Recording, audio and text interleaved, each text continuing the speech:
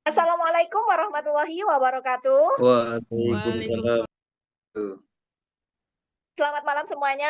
Selamat datang di sesi yang paling kita tunggu-tunggu, profesional beraksi.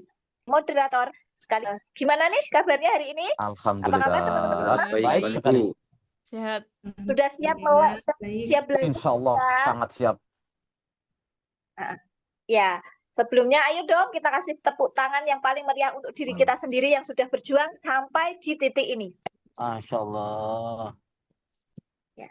Teman-teman, kita tahu ya micro teaching ini kadang bikin kita deg-degan.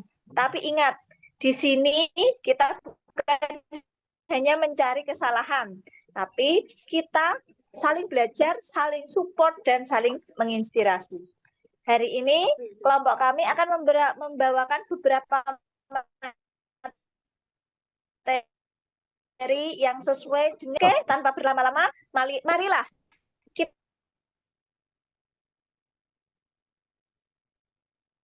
sambut tampil memukau untuk semua materi pada malam hari ini. Yang pertama, saya akan membacakan penyaji pada malam hari ini. Yang pertama yakni Pak Imam, dilanjut nanti Bapak Afif, dan yang ketiga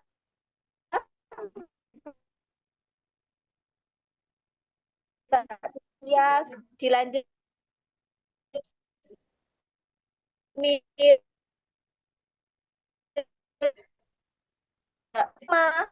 Mbak Rifah, dan yang terakhir saya. Tanpa berlama-lama, kepadanya. Terima kasih, biasa keren. Oke, terima kasih juga untuk waktunya. Langsung saja saya mulai. Jangan WhatsApp. Assalamualaikum warahmatullahi wabarakatuh, anak-anak hebat. Waalaikumsalam warahmatullahi wabarakatuh. Bagaimana kabar kalian hari ini? Sehat semuanya? Alhamdulillah. Alhamdulillah. Sehat, Bapak. Luar biasa. Allah Alhamdulillah, Akbar. sekali. Allahu Akbar. Sebelum kita belajar, karena saya Pak Guru melihat kalian itu ceria sekali, jadi Pak Guru pun juga ikut semangat. Yuk, kita berdoa dulu sebelum kita belajar, agar nanti dalam belajar dan dari awal sampai akhir ilmunya berkah dan mudah-mudahan juga bermanfaat. Untuk ketua kelas, Mas Afif bisa memimpin doa untuk mengawali pembelajaran pada pagi hari ini. Silakan, Mas Afif, dipimpin doa. Baik, Bapak. Nah, teman-teman, mari kita berdoa bersama. Berdoa mulai. Bismillah. Selesai. Terima kasih Mas Afif, luar biasa, semangatnya luar biasa Ya, Pak. juga, doa kalian juga nyaring. Oke, sebelum masuk ke pembelajaran, Pak Guru cek dulu ya kehadirannya. Afif, hadir? Hadir, Bapak. Afif hadir? Oke. Mas Asmil Hadir, hadir? Hadir, Pak. Mbak Rifah Hadir, hadir? Pak. Mbak Tuti? hadir, Pak. Oke, Mbak Tias? Hadir, Pak. Wah, luar biasa. Masuk semua ini hari ini. Berarti sehat semuanya ya. Rajin sekali juga nah bapak-bapak satu ini. Oke anak-anak, Bapak mau coba tes ingatan dulu, tes ingatan kalian sebelum kita lanjut ke pembelajaran yang kita mau bahas pada hari ini. Coba siapa yang masih ingat minggu lalu kita belajar tentang angka terkunci. Angka terkunci yang dimaksudkan itu tentang siapa? Ayo, siapa yang masih ingat? Saya, Pak. Ya, Mas Asmil. Tentang teguh pendirian, Pak. Wah, super sekali Mas Asmil. 100 buat Mas Asmil. Oke, bisa kasih tepuk tangan dong buat Mas Asmil.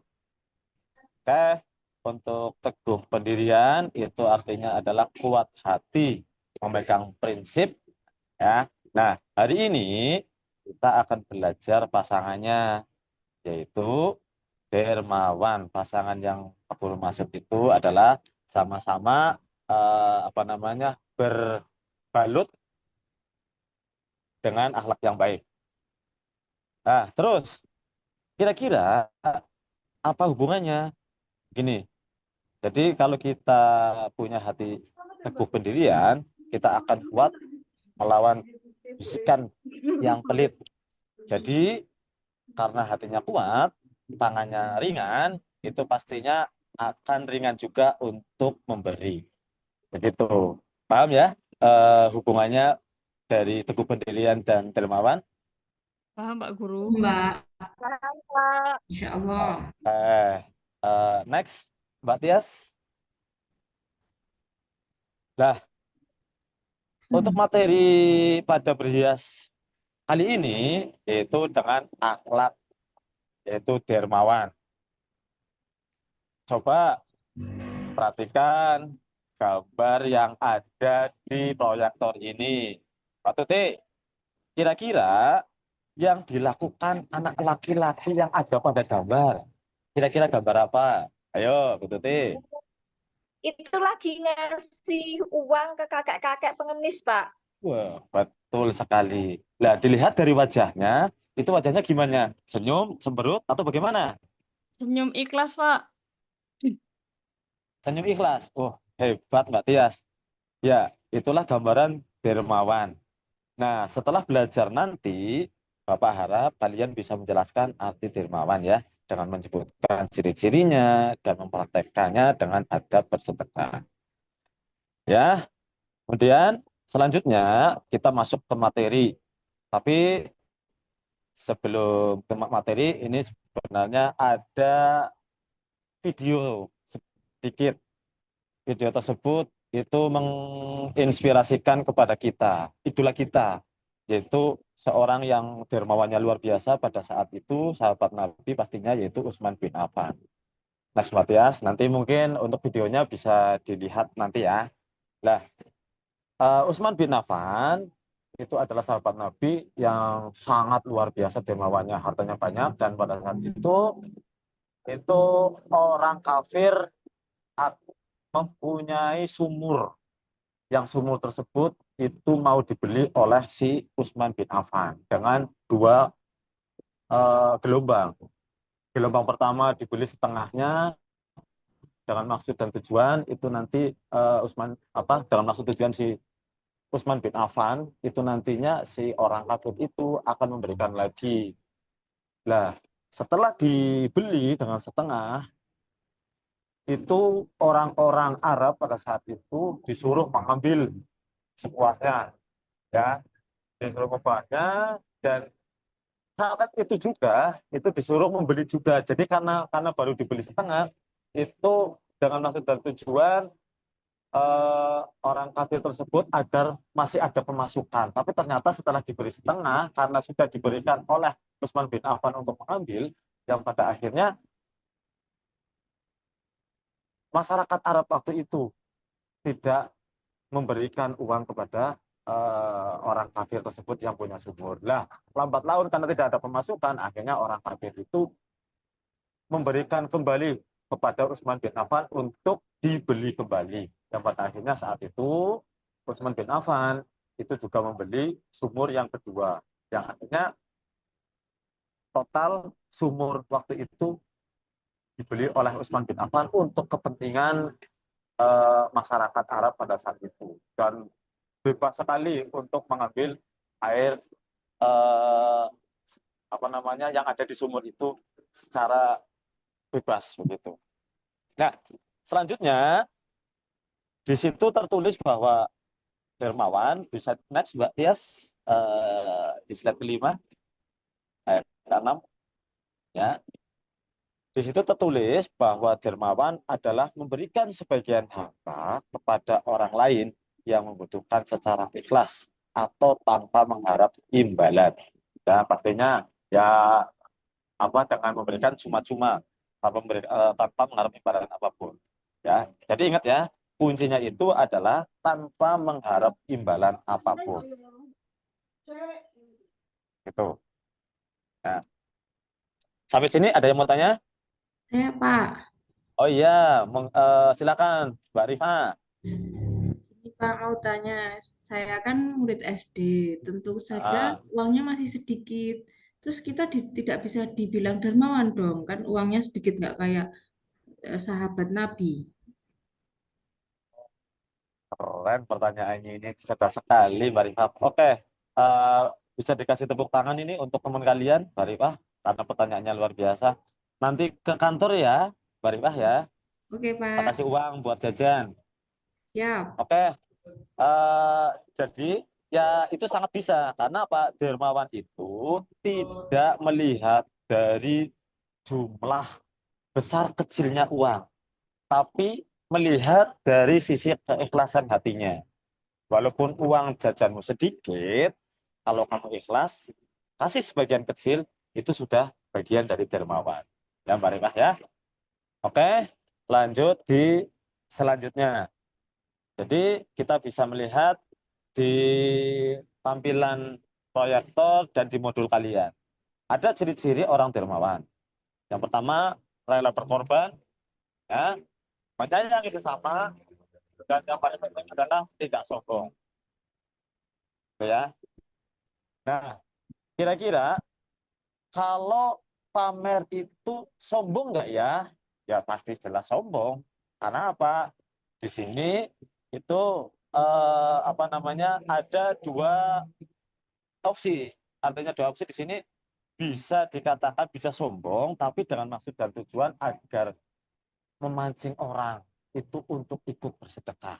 Ya, jadi apa namanya supaya tidak sombong itu juga harus ada adab bersedekah. Nah, bersedekah itu sangat baik dan sangat diutamakan juga kalau dirahasiakan. Tidak menyebut-nyebut pemberian atau mengungkit-ungkit memberikan harta yang terbaik. Itu ya. Karena ini juga waktunya sedikit, jadi tidak panjang lebar ya. Tapi sampai sini paham ya kalian ya? Apa itu dermawan? Paham, Pak? Paham ya? Nah, Pak. oke, kalau paham anak-anak, jadi kita bisa menyimpulkan bareng-bareng apa itu dermawan. Ayo, Pak Habib, apa itu dermawan? Ayo Mas Habib, jangan mainan terus.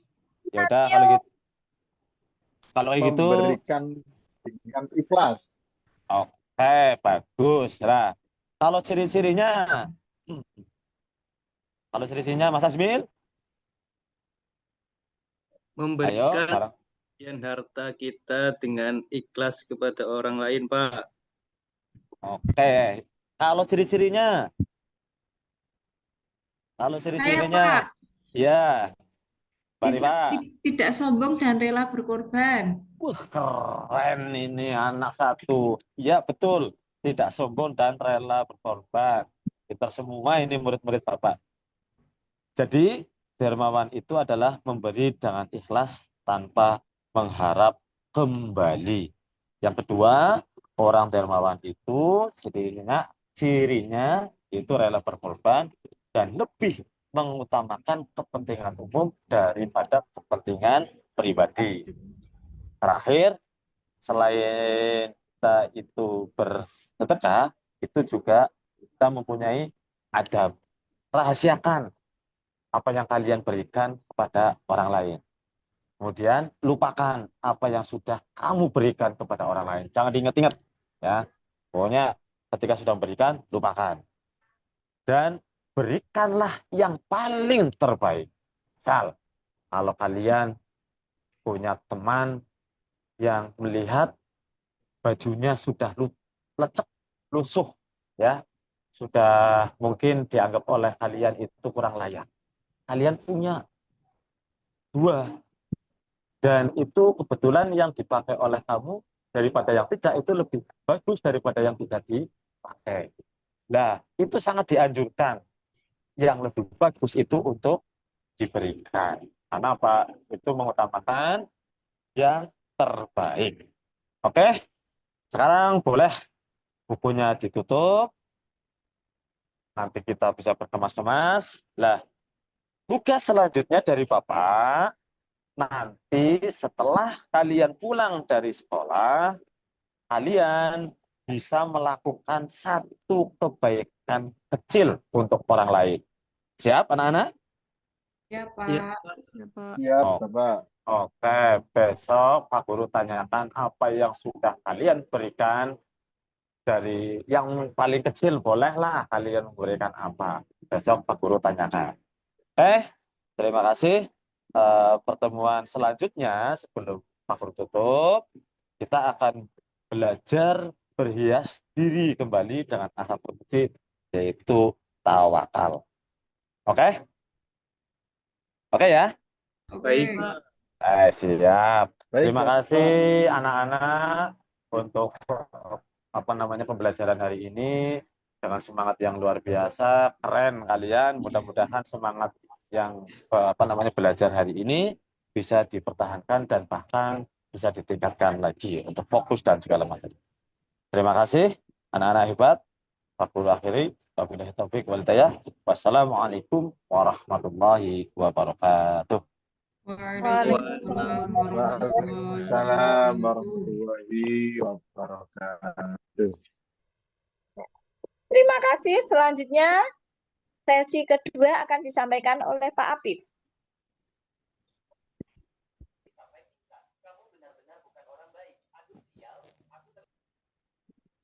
Terima kasih. Assalamualaikum warahmatullahi wabarakatuh. Waalaikumsalam warahmatullahi Warahmatullahi wabarakatuh. wabarakatuh. Bismillah, alhamdulillah. Bagaimana kabar anak-anak hari ini? Alhamdulillah.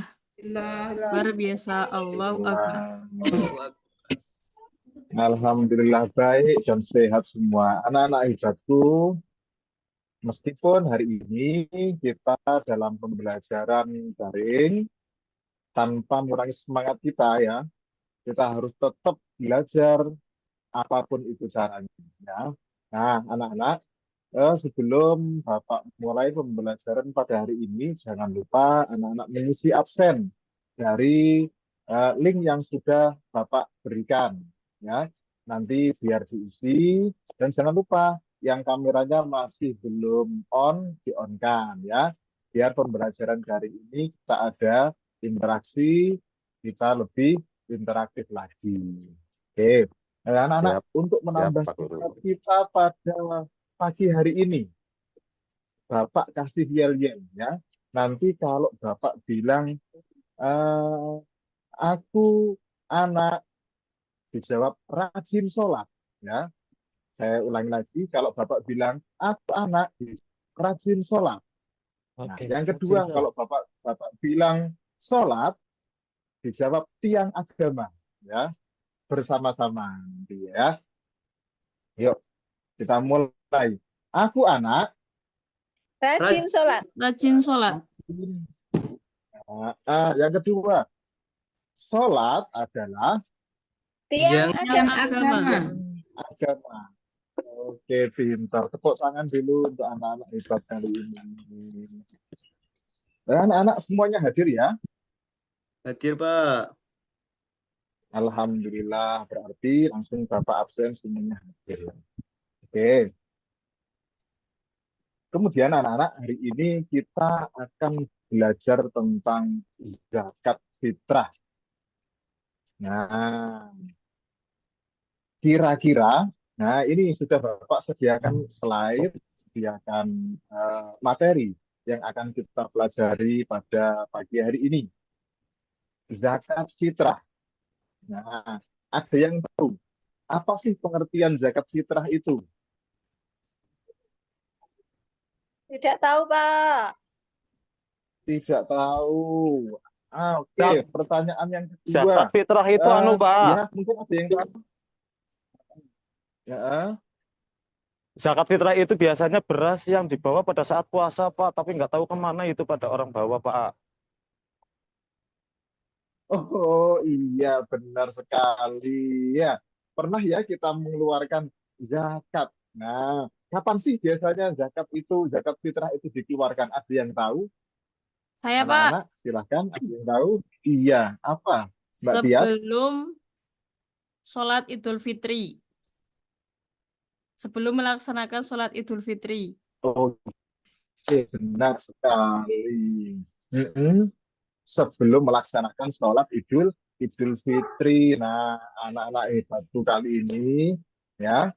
Jadi zakat fitrah itu adalah zakat yang dikeluarkan sebelum sholat Idul Di Fitri. Biasanya kita keluarkan saat bulan bulan Ramadan. Ramadan itu ya. Nah, lanjut kita ke slide yang selanjutnya. Jadi tujuan utama dari zakat fitrah itu adalah sebagai pembersih dan penyempurna puasa. Bagaimana maksudnya pembersih dan penyempurna puasa? Nah, setelah kita berpuasa Ramadan, nah, barangkali dalam puasa kita itu ada terselip ucapan yang tidak layak untuk diucapkan, atau mungkin ada pandangan yang kurang baik, maka kita bersihkan, kita sempurnakan dengan kita mengeluarkan zakat fitrah tersebut. Nah, slide selanjutnya. Oke, kita ke slide selanjutnya. Nah, apa sih makna zakat fitrah itu? Zakat fitrah, kita dari zakat dulu. Zakat itu membersihkan harta dan jiwa. Nah, fitrah, kesucian manusia saat lahir.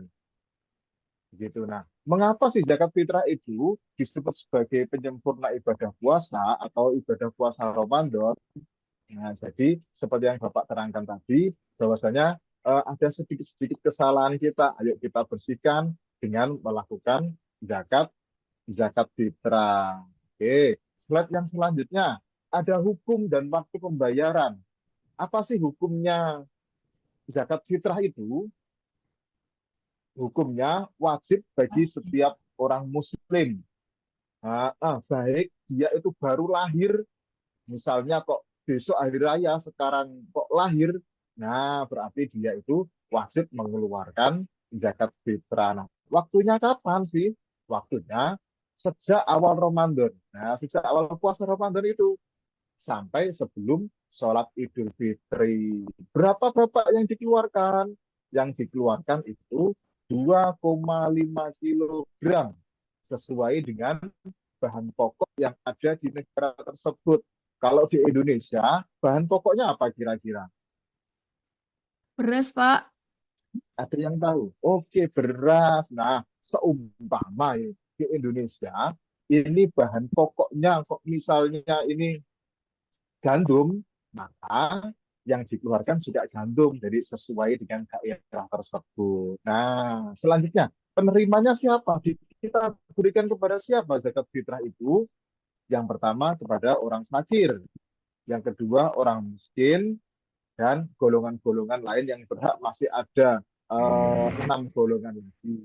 Nanti kita bahas di pertemuan yang selanjutnya. Nah, kemudian hikmah zakat fitrah. Apa sih hikmahnya itu?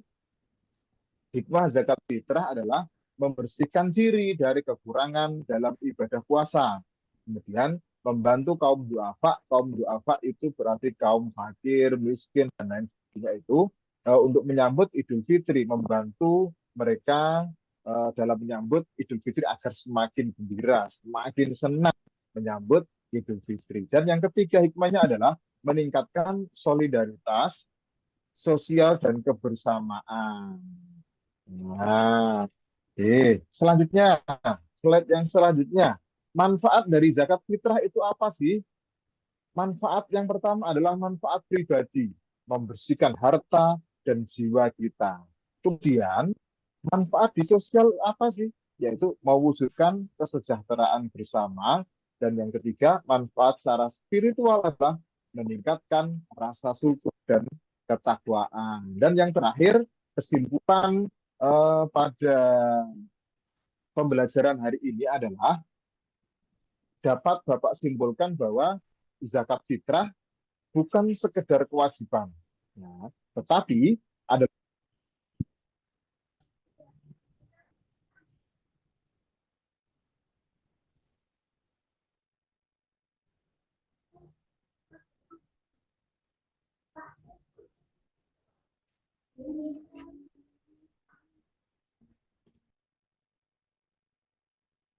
Mohon izin Pak, di-unmute. Oh iya, maaf ternyata Bapak habis terpental ini tadi. Oke, ya. Saya ulangi di poin terakhir bahwa mari kita tunaikan zakat fitrah dengan ikhlas dan penuh kesadaran. Itu tadi anak-anak materi kita pada pagi hari ini. Karena keterbatasan waktu, mari kita bahas di pertemuan yang selanjutnya. Kita bahas lebih baik lagi. Dan terima kasih. Surat At-Taubah ayat 108, ambillah zakat dari sebagian harta mereka, dengan zakat itu kamu bisa membersihkan dan mensucikan mereka. Terima kasih. Dan saya akhiri pertemuan kita pada pagi hari ini. Assalamualaikum warahmatullahi wabarakatuh. Waalaikumsalam warahmatullahi wabarakatuh. Wabarakatuh. Baik, untuk yang ketiga adalah Mbak Tias, silahkan.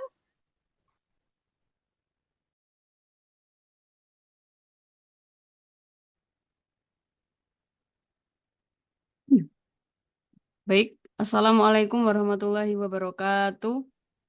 Waalaikumsalam warahmatullahi wabarakatuh. Waalaikumsalam warahmatullahi wabarakatuh. Bagaimana kabarnya anak-anak? Alhamdulillah. Alhamdulillah, Luar biasa. baik. Allahu Akbar. Baik, sebelum kita memulai pembelajaran pada hari ini, marilah kita berdoa terlebih dahulu. Berdoa dimulai. Berdoa selesai. Dan sebelum pembelajaran hari ini dimulai, Ibu absen dulu. Mas Azmil hadir. Bu. Mas Imam hadir. Ibu. Mas Afif hadir. Hadir, Bu. Baik. Mbak Rifah hadir. Hadir, Bu. Mbak Tuti hadir. Bu, Alhamdulillah hari ini berangkat semuanya dan tidak ada yang izin. Baik.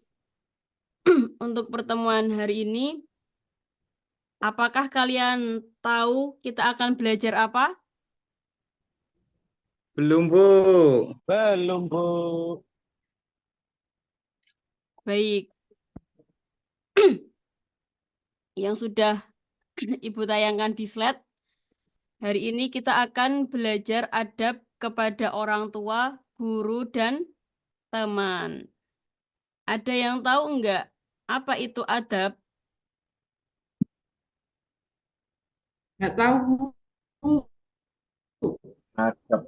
Sopan santun, Bu.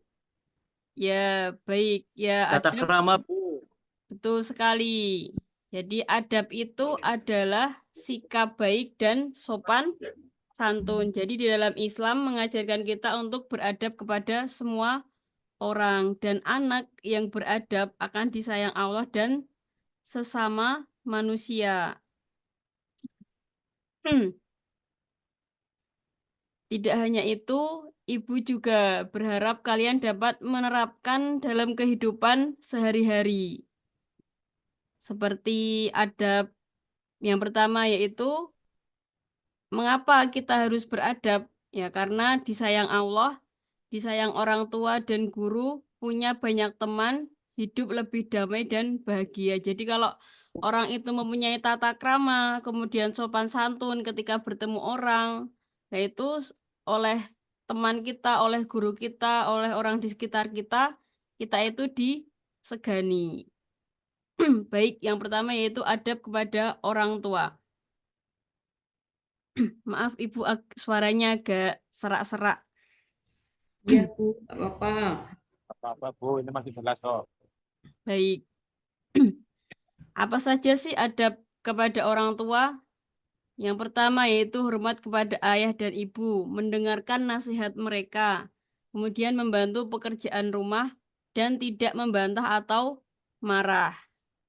Dan juga diterangkan di surat Al-Isra ayat 24, dan rendahkanlah dirimu terhadap mereka dengan kasih sayang. Jadi ketika kita lagi asik main nih, contohnya dipanggil, Mas Asmil, tolong beliin kecap di warung. Terus itu harus langsung menjawab panggilannya, terus baik Bu, langsung berangkat ke warung. Nah itu tidak membantah, kok malah marah, itu tidak baik.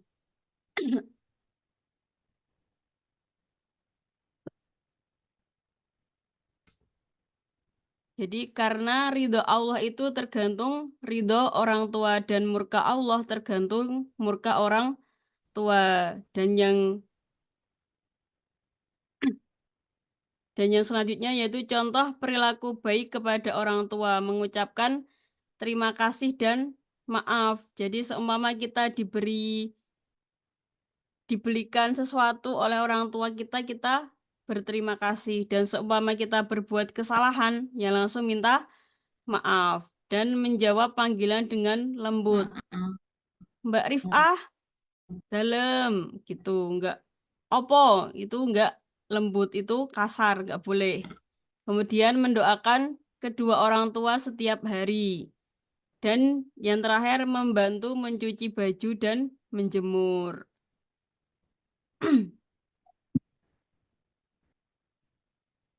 Yang kedua yaitu adab kepada guru. Yaitu menghormati guru, tidak ribut saat guru bicara, menjawab pertanyaan dengan sopan, mengucapkan salam saat bertemu. Jadi bukan diterangkan dalam hadis riwayat Ahmad, bukan termasuk golongan kami, maksudnya kami Nabi Muhammad, orang yang tidak menghormati guru. Jadi ketika kita bertemu dengan Pak Guru, Bu Guru di sekolah ataupun guru ngaji kita, ya kita harus menghormati. Dan kalau memanggil guru kita itu dengan panggilan yang sopan, tidak boleh langsung namanya, itu tidak baik. Selanjutnya, contoh perilaku baik kepada guru, mendengarkan penjelasan guru. Jadi saat dalam kelas guru lagi menerangkan pembelajaran atau materi, ya kita mendengarkan, jangan kok malah bergurau sendiri, terus gibah sendiri dan lain sebagainya. Kemudian bertanya dengan sopan, tidak memotong pembicaraan, dan membantu guru jika dibutuhkan. Yang ketiga yaitu adab kepada teman. Saling menyayangi, tidak berebut mainan. Jadi ketika kita bermain, yaitu mainannya gantian, jangan berebut.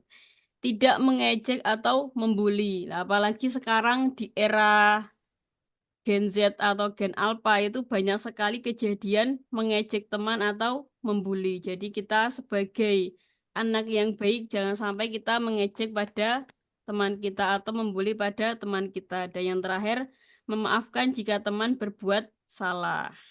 Diterangkan di dalam hadis riwayat Bukhari dan Muslim, cintailah temanmu seperti kamu mencintai diri sendiri.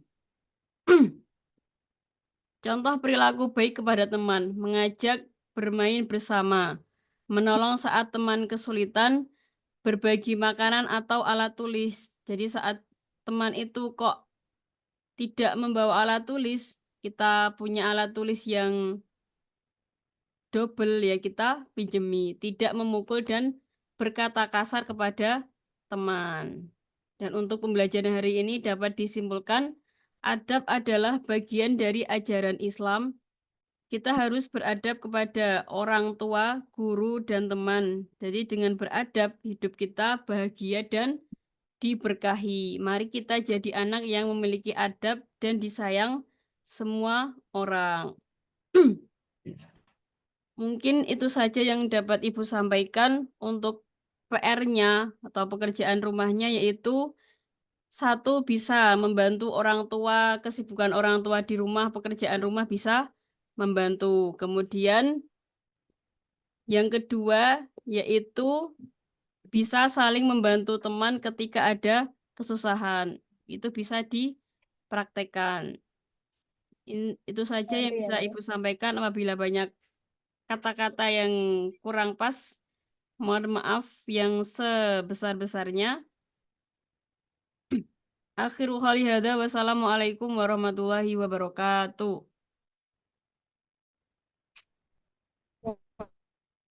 Waalaikumsalam Waalaikumsalam warahmatullahi wabarakatuh.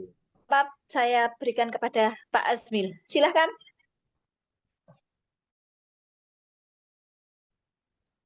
Baik. Assalamualaikum warahmatullahi wabarakatuh. Waalaikumsalam warahmatullahi wabarakatuh. Wabarakatuh. Selamat pagi anak-anak. Selamat pagi, Pak. Mana kabar kalian? Apakah baik? Alhamdulillah baik Pak. Alhamdulillah, luar biasa. Allahu Akbar. Alhamdulillah, keren. Baik, sebelum Bapak mulai materi pada pertemuan kali ini, Bapak mau coba mengabsen apakah di antara kalian ada yang berangkat, apa hari ini berangkat semua. Pertama, Pak Imam. Hadir Pak Imam. Hadir Bapak. Kemudian yang kedua, Pak Apip. Hadir Bapak. Ya. Kemudian yang ketiga, Bu Hadir, Rifah. Bapak. Hadir. Kemudian yang keempat, Bu Tutik. Hadir. Hadir Bapak. Kemudian yang terakhir, Bu Tias. Hadir, Bu Tias. Hadir, Pak. Alhamdulillahirrahmanirrahim. Berarti anak-anak pada pertemuan Bapak kali ini hadir semua ya, nggak ada nggak ada yang absen ya.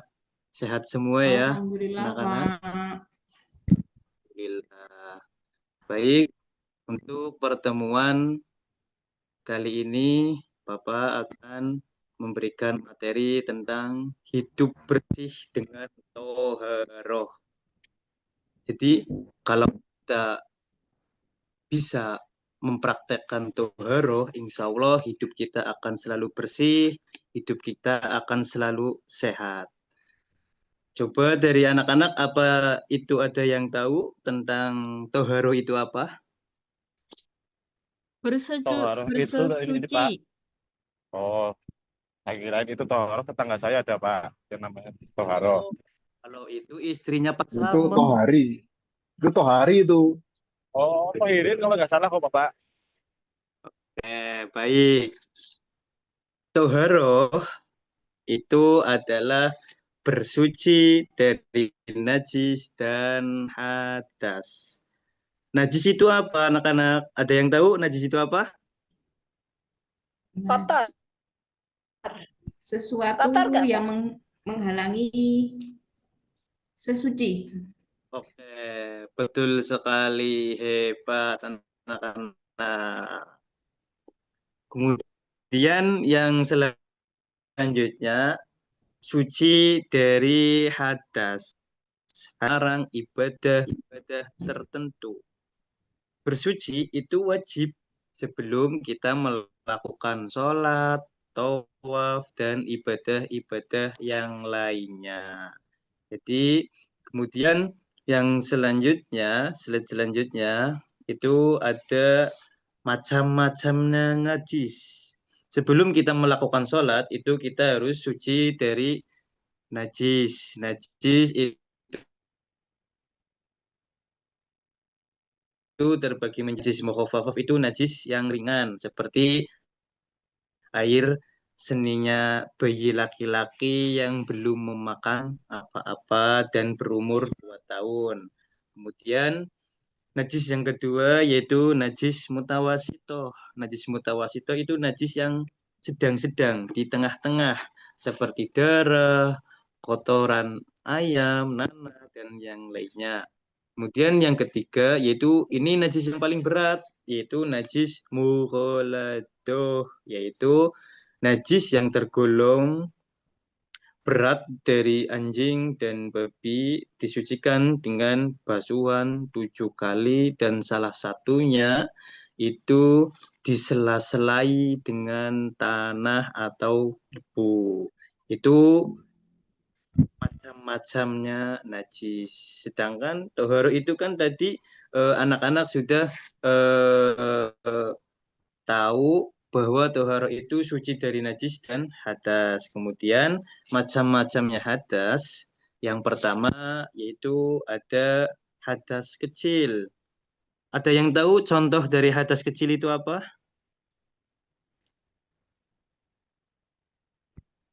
Tipis, Pak, tipis.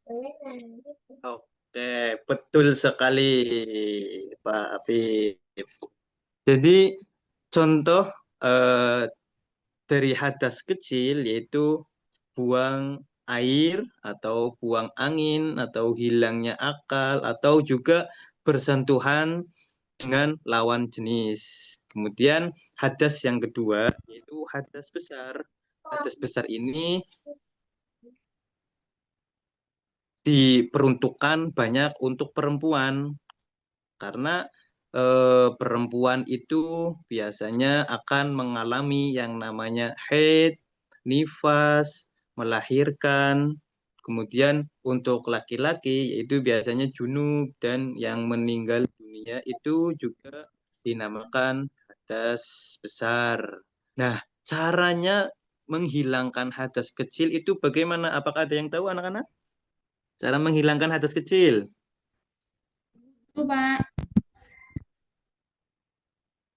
Cara menghilangkan hadas kecil yaitu dengan cara berwudu. Wudu adalah cara bersuci dengan menggunakan air untuk membasuh anggota tubuh tertentu, seperti membasuh wajah, membasuh tangan hingga sampai siku, kemudian mengusap sebagian rambut di kepala, kemudian membasuh kedua kaki sampai mata kaki. Itulah eh, anggota-anggota yang wajib dibasuh di dalam wudhu. Ketika kita sudah selesai berwudhu, maka kita suci dari hadas kecil. Kemudian cara menghilangkan hadas besar itu dengan cara mandi wajib. Yang pertama itu niat mengangkat hadas besar, kemudian meratakan air ke seluruh tubuh, kemudian menyela-nyelai rambut hingga sampai kulit kepala, dan disunahkan untuk mendahulukan anggota yang sebelah kanan dahulu.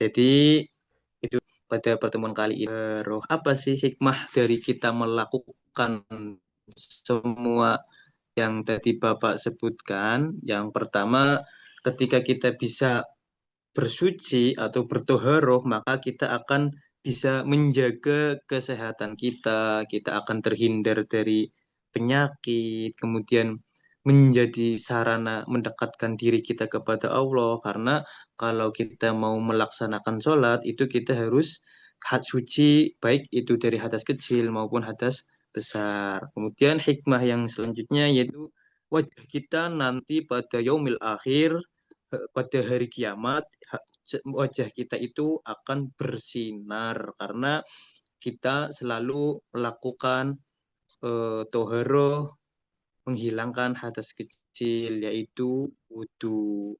Kemudian hikmah yang terakhir yaitu kebersihan adalah sebagian dari iman dan pangkal segala kesehatan.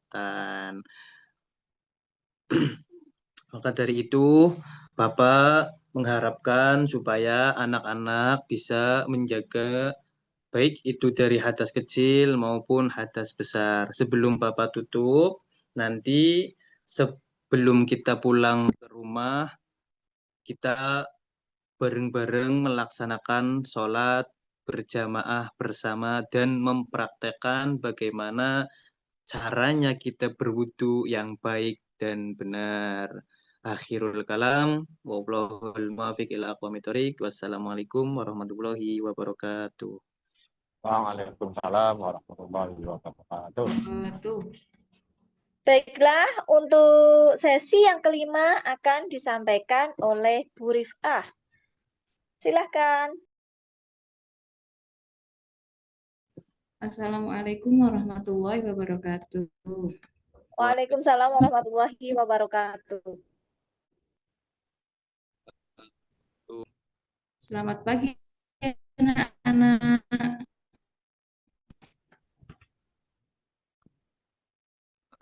Selamat pagi, Pagi, Bu. Bu.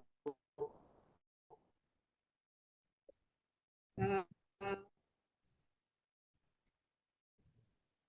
Apa kabar? Alhamdulillah.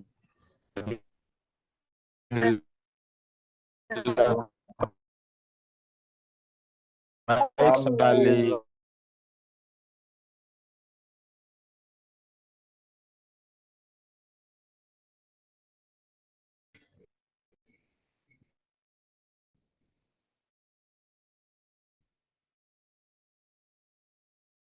Yuk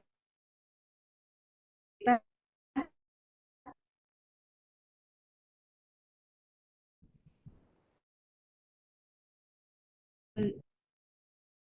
mendalam mempelajari rukun iman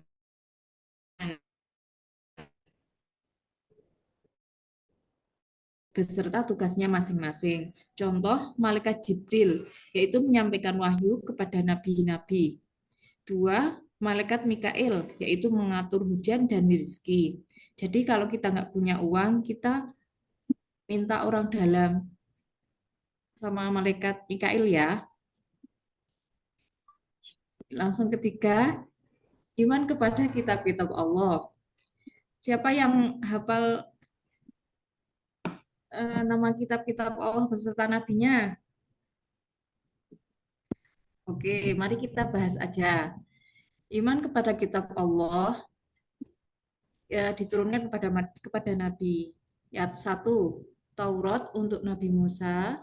2, Zabur untuk Nabi Daud. 3, Injil untuk Nabi Isa. Dan terakhir, Al-Quran untuk Nabi Muhammad. Contoh Al-Quran adalah panduan hidup kita. Next, Mbak Tias.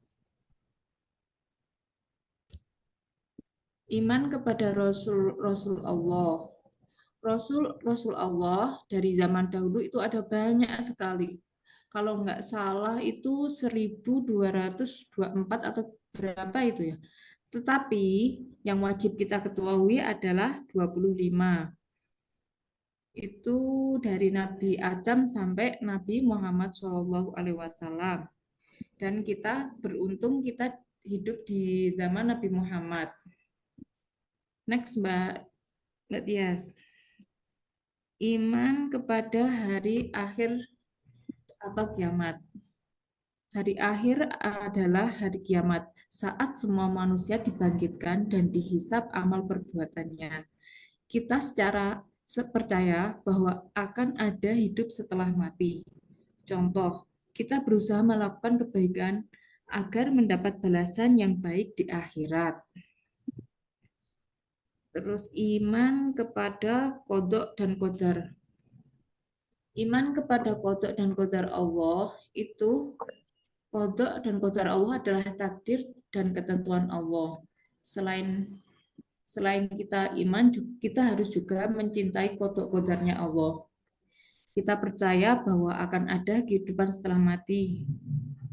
Kita berusaha melakukan kebaikan agar mendapat balasan yang baik di akhirat.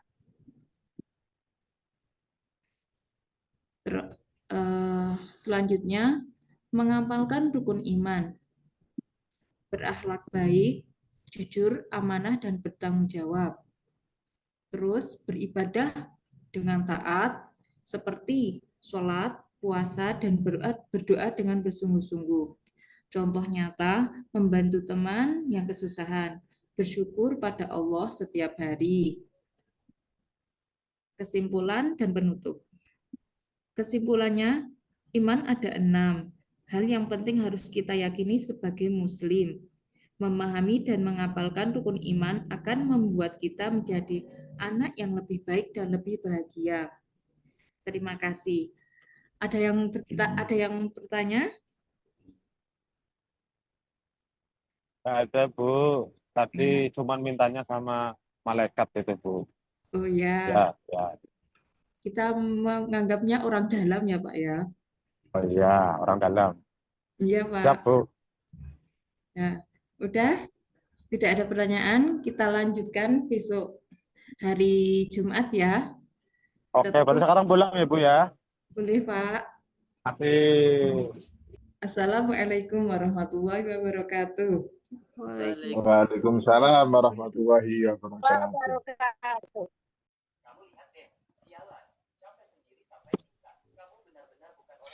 Assalamualaikum warahmatullahi wabarakatuh. Waalaikumsalam warahmatullahi wabarakatuh. Selamat pagi anak-anakku hebat semua. Bagaimana kabarnya hari ini? Alhamdulillah, luar biasa. Allahu Akbar. Allahu Akbar. Yes, yes, yes. Kurang semangat.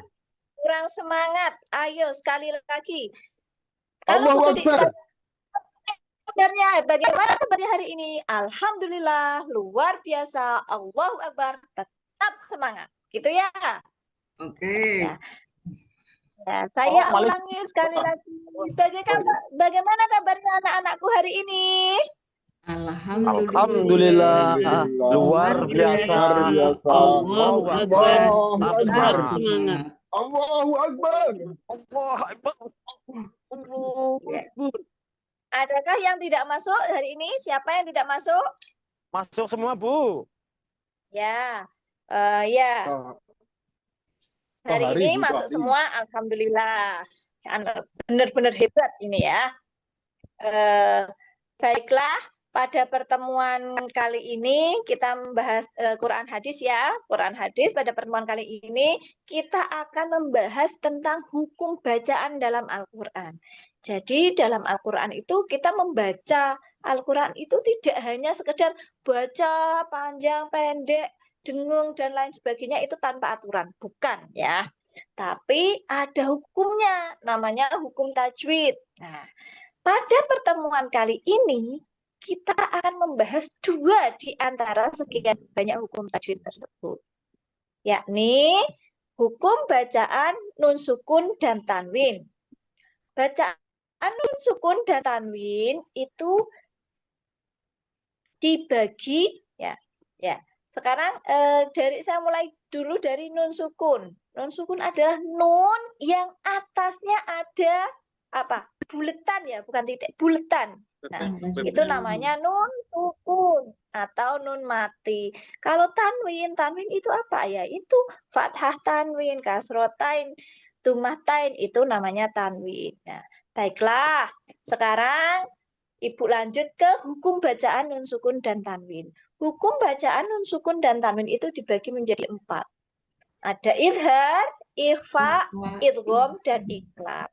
Tapi di sini biasanya kita menyebutkan menjadi 5 karena idgham itu nanti dibagi menjadi 2. Nah, pertemuan kali ini kita akan membahas 2 saja, 2 di antara 5 tadi ya. Yang pertama, kita akan membahas tentang idhar. Idhar itu apa sih? Idhar adalah jelas artinya. Ya, idhar itu artinya jelas. Secara pengertian, idhar adalah apabila ada nun sukun atau tanwin bertemu dengan salah satu huruf 6. Ke-6 huruf tersebut apa saja? Ini ada hamzah, ha, ho, ain, wain, dan ha. Nah, cara membacanya itu gimana? Cara membaca idhar tadi sesuai dengan pengertiannya jelas. Tidak boleh dibaca dengung ya. Tidak boleh dibaca samar-samar. Selanjutnya Ini beberapa contoh dari bacaan idhar. Yang pertama adalah toiron ababil. Tidak boleh dibaca toiron ababil. Tidak boleh. Harus jelas. Toiron ababil. Ya. Ya. Terus selanjutnya min hisabuhum, ya. Min hisabuhum. Ya. Di situ ada hukum bacaan idhar berupa apa? Coba Mas Azmil. Min hisabuhum. Nun mati bertemu dengan habu. Salah satu Iya, huruf. iya, sip. Berarti sudah paham ya semuanya ya? Atau ada yang belum paham? Udah Ibu. Udah, Bu. Nah, sudah paham semua. Nah, selanjutnya ada bacaan min khauf. Coba Mas Afif, di situ ada bacaan idhar apa? Ada nun mati ketemu huruf kho. Hmm. Kalau Bu Tuti bilang min ilmin, nah siapa bisa menjawabnya? Itu ada hukum bacaan idhar berupa apa? Bu, Iya, nun mati bertemu ain. iya. Selanjutnya yang terakhir adalah bacaan nun sukun atau tanwin bertemu ha. Contohnya min hadin. Ya, itu di situ ada nun mati bertemu dengan huruf ha. Nah, lanjut ke Ada tanwin Bu. oh iya, Kasrohan. min hadin, pintar ya. Teliti sekali ini Mas Habib. Min hadin ya. Berarti semuanya pada konsentrasi. Terasi. Untuk bacaan ifa itu samar-samar. Bacaan ifa itu apa? Nah, ketika ada nun sukun atau tanwin bertemu dengan salah satu huruf 15. Huruf 15 itu apa saja sih? Ta, ta, jim, del, zel, za, sin, shin, swat, do, fa, kof, kaf. Ya, itu ada 15 cara membacanya samar, samar. Nah, contohnya di sini ada wala antum abiduna ya. Di situ ada wala antum abiduna. Di situ ada kita menjawab ini ada hukum bacaan apa? Ikhfa Bu. Syibun. Ya. Tanwin, duma tanwin bertemu huruf fa. D. Ya. Contoh yang keempat, ini saya contohkan beberapa saja ya, karena kalau 15 saya rasa waktunya tidak cukup ya. Nah, wa Iya min Ibu. dunihima, wa min dunihima. Nah, di situ ada hukum bacaan ikhfa Ikhfa. berupa Nun mati Nun mati bertemu dal. iya, pinter-pinter sekali nih anak-anak hebat ibu tuh. Iya Ya. dong, anaknya Ibu Tuti kok. Contoh terakhir, coba ini ada dua bacaan. In kuntum. Ada yang bisa jawab? In Saya, Bu. kuntum. Ya. Mbak Tias gimana? Non sukun bertemu dengan kaf. Iya. Ada lagi loh, satu lagi. Dan Ayo. nun sukun bertemu tak. Iya, hebat. Semuanya sudah paham ya. Selanjutnya, kenapa sih kita kok harus belajar tajwid ya? Membaca Al-Quran itu dengan tajwid itu merupakan bentuk penghormatan terhadap firman Allah ya. Selain itu agar bacaan kita itu lebih tertata, lebih indah dan benar. Nah, tadi kita review ya hukum bacaan nun sukun dan tanwin ya yang berupa idhar. Ada yang tahu artinya idhar apa? Saya Bu, Jelas. jelas Bu. Jelas, Bu. Pintar. Jelas. Kalau ikhfa artinya apa? Memasukkan. Samar. Samar. Samar, ya, samar-samar. Baiklah, saya rasa, Bu Tutik rasa cukup. Kita cukupkan sekian pertemuan kita pada pagi hari ini karena waktunya sudah mepet. Pasti kalian sudah pengen istirahat kan? Iya, Nah, Bu. Ya Bu, tapi mau makan MBG. MBG-nya sudah menanti di depan tuh. Ya, tapi tepuk tangan dulu dong untuk kita semua yang sudah menjadi anak pintar pada hari ini. Nah, kita tadi sudah belajar dua superhero kita, yakni idhar dan ikhfa. Idhar jelas, ikhfa adalah samar-samar. Huruf idhar ada berapa? 6, 6. Kalau ikhfa ada 15. 15.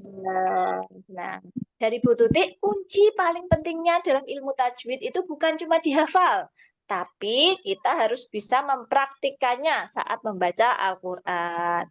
Jadi, tiap hari kita harus belajar membaca Al-Quran, biar pembacaan kita dalam membaca Al-Quran itu bagus. Mulai hari ini, kalau kita mengaji, coba kita teliti lagi ya, di mana bacaan idharnya, di mana bacaan ikhfanya. Dijamin bacaan kalian akan tambah merdu dan lebih bagus. Terus semangat ya mengajinya anak-anakku, jangan pernah lelah belajar membaca Al-Quran. Karena Al-Quran adalah teman terbaik kita di dunia maupun di akhirat. Akhirat. Ya, kita akhiri dengan bersama-sama membaca surah Al-Asr. Bismillahirrahmanirrahim.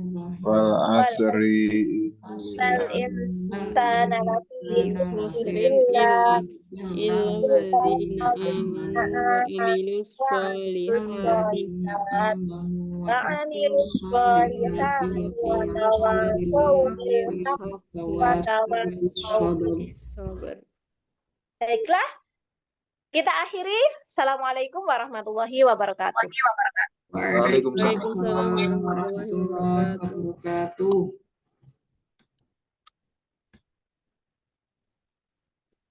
Baiklah teman-teman, itu tadi penyampaian materi kita pada hari ini yang dibawakan dengan baik dan sangat luar biasa oleh kita semua kelompok ini. Sekali lagi dong tepuk tangan untuk kita semua. Kami berharap apa yang kami sajikan ini mulai dari konsep materi, penggunaan media, hingga demonstrasi cara menyampaikan materi pada pertemuan kali ini dapat memberikan gambaran yang utuh dan inspirasi bagi kita semua. Akhirnya, terima kasih banyak atas antusiasme kita semua. Semua ini akan menjadi bekal yang penting bagi kita untuk menjadi guru yang lebih baik di masa depan.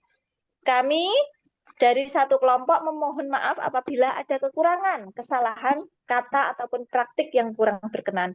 Mari kita tutup sesi ini dengan harapan semoga kita semua sukses dalam menjadi pendidik yang inspiratif. Wallahul muwaffiq ila aqwamit thoriq. Wassalamualaikum warahmatullahi wabarakatuh.